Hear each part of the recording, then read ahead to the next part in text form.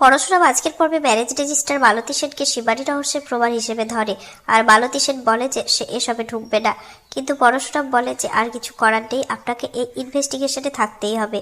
তারপর পরশুরাম নন্দাকে বলে যে এবার আপনার পালা নন্দা দেবী, এবার আপনাকে মুখ খুলতে হবে। তারপর পরশুরাম বলে যে বিজিত তো আবার শালিকা আয়ুষীকে বিয়ে করতে চলেছে। নন্দা সেটা শুনে চমকে যায় আর বলে বিজিত আমাকে ভালোবাসে, আমাকে নিয়ে ব্যাংকক চলে যাবে বলেছে। এরপর যেমন খুশি তেমন সাজাতে পারফর্ম করবে বলে লাড্ডু বিজনলালের মতো সেজে বিজিতের সামনে এলে বিজিত রেগে যায়। ভালো দিদা আর আয়ুষী চিৎকার শুনে ছুটে এলে বিজিত বলে যে ওরা আবার চশমা নিয়ে দিয়েছে, আবার জিনিসে হাত দিয়েছে। নকল গোপ দেখে ভালো দিদা আর আয়ুষী বিজিতকে প্রশ্ন করে, কিন্তু কোনো উত্তর পায় না। এরপর এই সমস্ত কথা লাড্ডু আর পিকু ফোন করে তার বাবাকে জানায়। এরপর তটিনী তার স্যারকে বলে সুধারানীকে তাদের ধরে আনতে হবে, কারণ সুধারানী তাদের আসল সাক্ষী।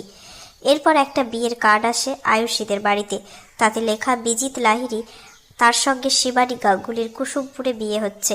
বাড়ির সব লোক চমকে যায় আর ভুল করে বিজিত বলে ফেলে শিবানীর বিয়ে কি করে হবে, শিবানী তো খুন হয়েছে। এরপর পরশুরাম তার কাকা শ্বশুর জিতকে ফোন করে বলে বিজনলাল আর বিজিত লাহিড়ী একই ব্যক্তি।